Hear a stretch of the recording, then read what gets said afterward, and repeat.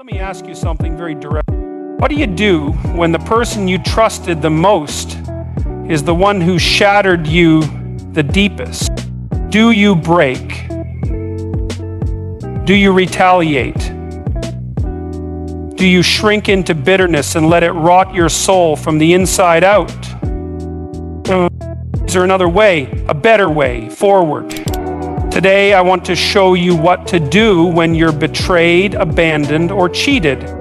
Not the easy thing, the necessary thing. Betrayal is one of the most piercing emotional experiences a human being can endure.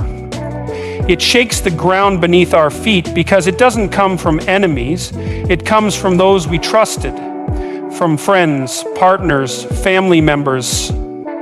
It's not just the action that wounds us, it's the collapse of our perception. We realize that someone we believed was safe is capable of deeply hurting us. And in that moment, a person isn't just mourning a betrayal, they're mourning an illusion. It's important to understand something critical here. Betrayal is not rare. It's not some strange, isolated anomaly that happens to the unlucky few. No. Betrayal is part of the human condition. If you live long enough, and if you love deeply enough, you will be betrayed in some form. That doesn't mean we should become cold or cynical. It simply means we must not be naive. Because when you're naive, you're not good, you're just vulnerable. And vulnerability without discernment invites devastation. People betray for many reasons: fear, selfishness, weakness, impulse, or the inability to confront their own darkness. Often their betrayal has far more to do with their internal chaos than with anything you did or didn't do. But the betrayed mind doesn't think rationally at first. It screams, "How could they do this to me?" That question lingers like a poison. It demands answers, but rarely finds satisfying ones. Recognizing the reality of human betrayal is not an act of pessimism, it's an act of psychological maturity. It means we stop expecting people to be perfect and we start understanding that every person is a complex mixture of good and evil. It means we stop thinking in black and white, "They loved me so they couldn't have done this," and begin to comprehend that someone can love you, that someone can mean their promises when they say them and still break them later, that the capacity for loyalty and disloyalty exists within us all. This realization is painful, but it's liberating. It strips away illusions. It teaches us to see people more clearly, not as gods or devils, but as deeply flawed beings just like us. When we stop expecting perfection, we stop being devastated when imperfection shows up. This isn't to say we should tolerate betrayal, far from it. But we must stop being surprised by it. Because surprise turns into shock, and shock turns into despair. Recognition, on the other hand, allows us to respond with wisdom rather than reaction. To recognize the reality of betrayal is to armor your heart, not by hardening it, but by making it wise. It means you remain open to love, but not blind to danger. It means you build trust slowly, intentionally, and with discernment. And if the betrayal comes, as it sometimes will, you'll grieve, but you won't be destroyed. Because you'll understand, this is part of the human story, and you are not alone in it. When someone wounds us, emotionally, psychologically, or even physically, the first and most natural impulse is to strike back, to say what we know will hurt, to do something that makes them feel the pain they've inflicted. That impulse is ancient. It's the fire that rises in your chest, whispering that justice will only be satisfied if they suffer too. But the problem is this: bitterness and retaliation don't heal wounds, they deepen them. Bitterness is seductive. It gives you something to hold on to. It tells you that your pain is righteous, that your anger is justified. And perhaps it is. But living in that state, letting bitterness occupy your mind and heart, eventually becomes a prison. It turns your focus away from healing and attaches you permanently to the one who harmed you. You replay the betrayal. You imagine the confrontation. You craft scenarios where they finally realize what they did and come crawling back, but while you do this, they move on and you remain stuck. Revenge is not justice. Justice restores balance. Revenge distorts it. It places you on the same moral level as the one who wronged you. The moment you seek to hurt them as they hurt you, you become an extension of their behavior. You become the mirror image of the very thing that wounded you. And then what? Do you feel powerful? Maybe for a moment. But power that depends on someone else's pain is always temporary. It doesn't heal you, it hardens you. And the hardening of the heart is not strength. It's the beginning of spiritual erosion. There's also a danger in allowing yourself to become defined by what was done to you. When your identity becomes wrapped up in your victimhood, you surrender your agency. You become reactive, not proactive. You stop directing your life and start reacting to someone else's shadow. That's not freedom, that's emotional captivity. And the only way out is to refuse to let your pain dictate your character. Choosing not to respond with bitterness is not weakness. It's not passivity, it's discipline. It takes far more strength to walk away from a fight than to start one. It takes courage to be calm when every part of you wants to scream. And it takes wisdom to realize that your peace is more valuable than their punishment. Forgiveness is often misunderstood. It does not mean excusing the betrayal or pretending it didn't matter. It means choosing not to let that betrayal shape the rest of your story. It means saying, what you did was wrong, but I will not let it turn me into someone I'm not. That is power. That is control. And that is where true healing begins. In the end, your greatest act of revenge is not revenge at all. It's becoming someone so whole, so free, and so rooted in purpose that their betrayal becomes irrelevant. You don't rise by pushing them down. You rise by refusing to descend. One of the most difficult yet empowering truths a person can accept is this: you are responsible for your own emotions. Not your parents, not your partner, not your past. You. That doesn't mean you're to blame for everything that happens to you, far from it. People will hurt you, life will throw chaos your way, and you will encounter injustice. But how you respond emotionally to those experiences, that belongs to you. And owning that fact is the beginning of emotional maturity. Most people are taught, consciously or unconsciously, to blame others for how they feel. You made me angry. You ruined my day. Because of you, I can't trust anyone. These are common phrases, but they carry a dangerous implication that other people control your internal world. If your emotions are always dependent on what someone else says or does, you become a puppet to external forces. That's not freedom. That's dependence disguised as victimhood. Taking radical responsibility for your emotions doesn't mean suppressing them or pretending everything is fine when it isn't. It means acknowledging what you feel, anger, sadness, fear, resentment, and then stepping back and asking, why am I feeling this? What does it reveal about me? What belief or expectation has been challenged here? This kind of reflection shifts the focus from blame to awareness. And awareness is the first step toward transformation. When someone betrays or hurts you, it's easy to become consumed by their actions. But real power comes when you stop obsessing over what they did and start paying attention to what's happening within you. What triggered your reaction? What old wounds have resurfaced? What insecurities have been exposed? Pain is often a signal not just of external harm, but of internal fractures. Radical responsibility means being brave enough to explore those fractures. Many people resist this idea because it sounds like letting others off the hook. But it's not about them. It's about reclaiming control. When you refuse to take ownership of your emotional life, you hand over your peace, your clarity, and your power to someone else. But when you take that ownership back, no one can manipulate you, no one can define you, and no one can steal your sense of self. This doesn't happen overnight. It's a daily practice. You will fail. You will react impulsively. You will fall into old patterns. But every time you pause and ask, what part of this belongs to me, you grow.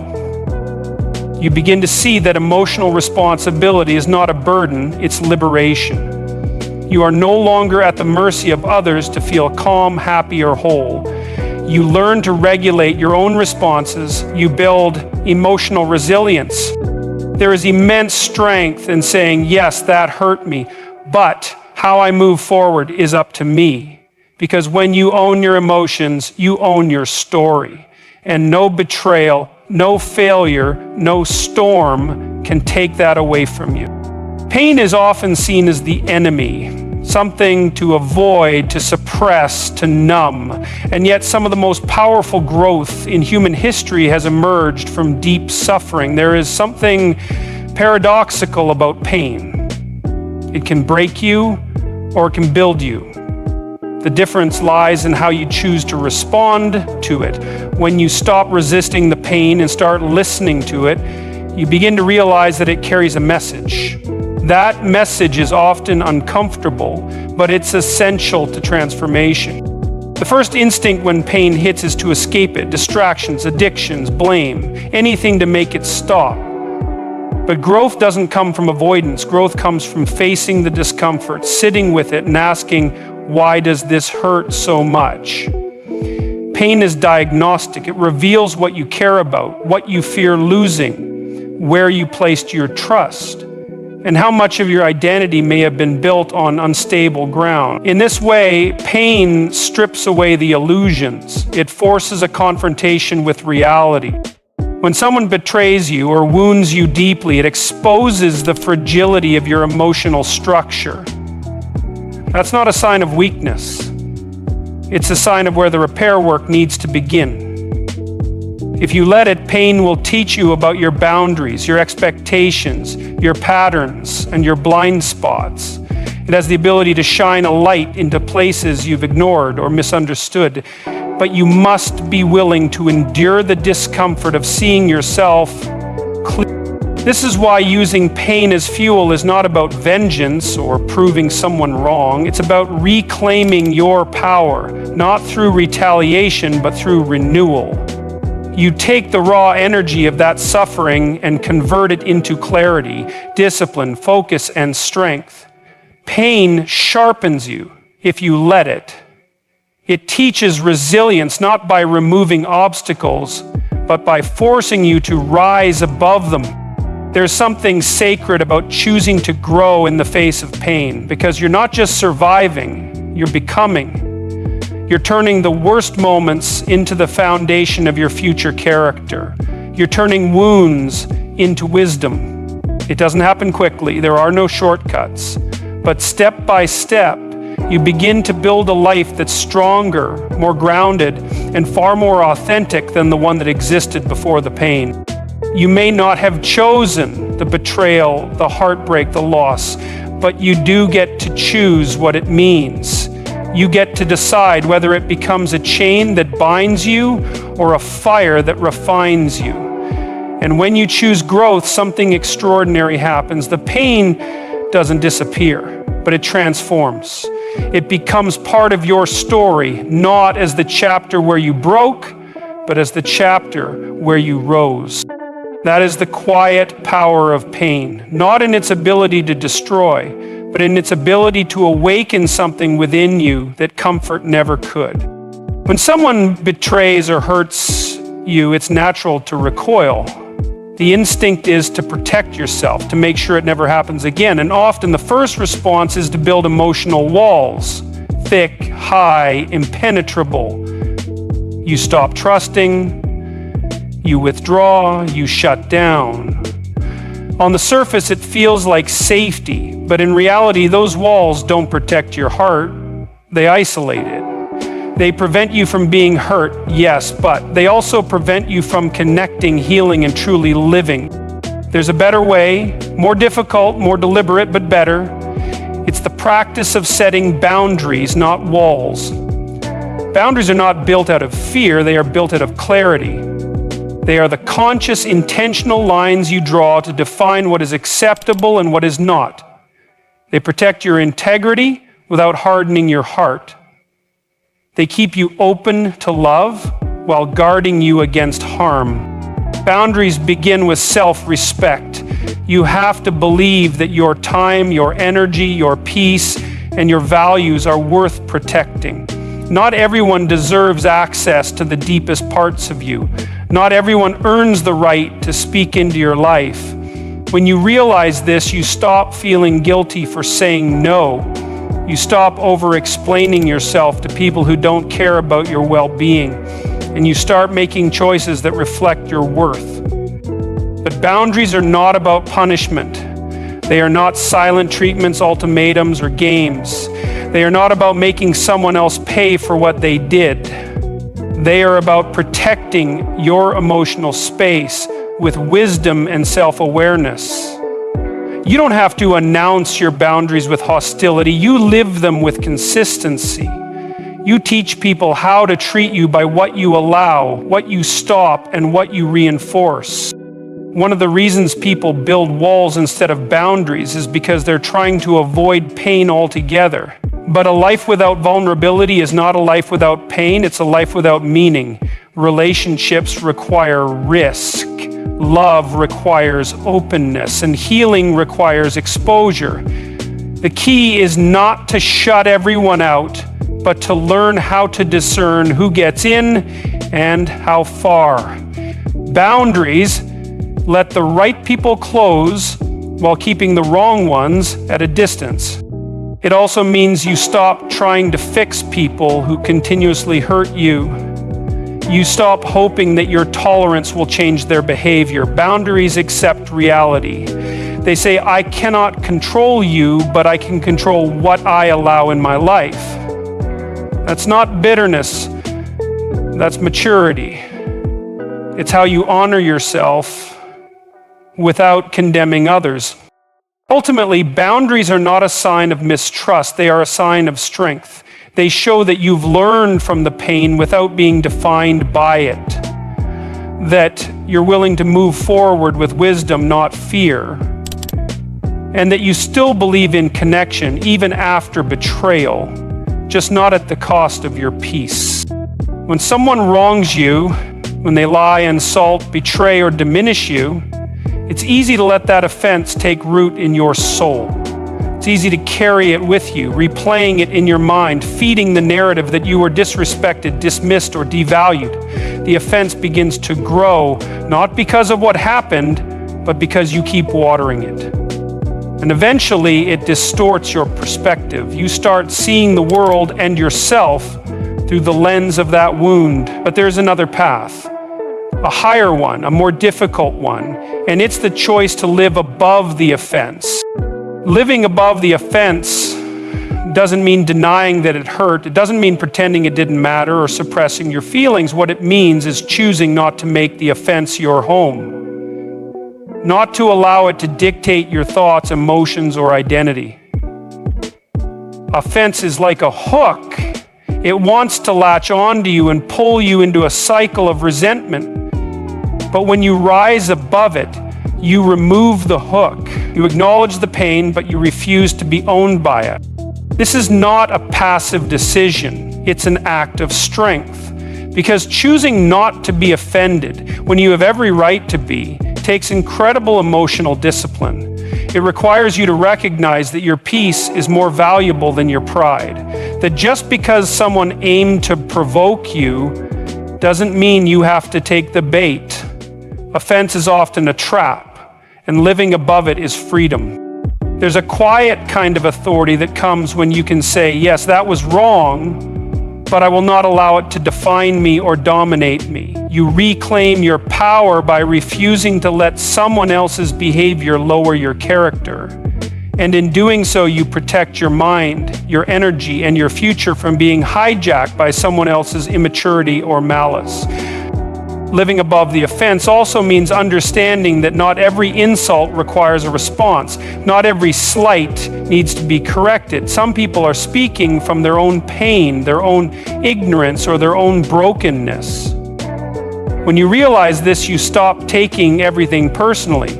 You stop letting the words and actions of others determine your worth. You begin to respond, not from woundedness, but from wisdom. This isn't about superiority, it's about sovereignty, about knowing who you are so well that someone else's poor behavior doesn't shake you. It's about rising above the emotional noise and choosing peace over proving a point.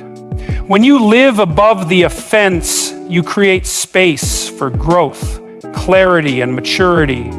You become less reactive and more resilient. In the end, offenses will come. People will say things, do things, forget things, and betray things. That's part of life. But you don't have to carry it. You don't have to let it shape who you become.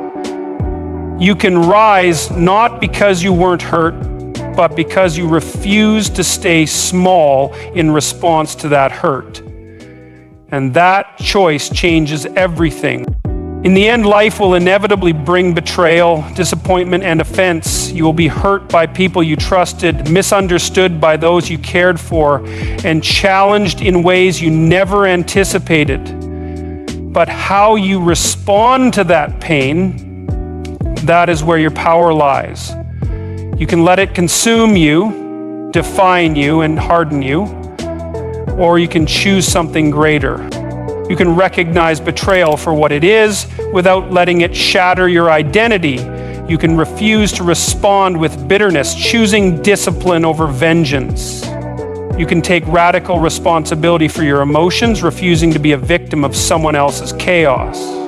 You can use the pain as fuel, not for destruction, but for growth, clarity, and strength. You can learn to set healthy boundaries that protect your peace without imprisoning your heart. And above all, you can choose to live above the offense, refusing to be pulled into smallness by someone else's weakness. This is not easy. It demands courage, patience, and a relentless commitment to maturity. But the reward is worth it.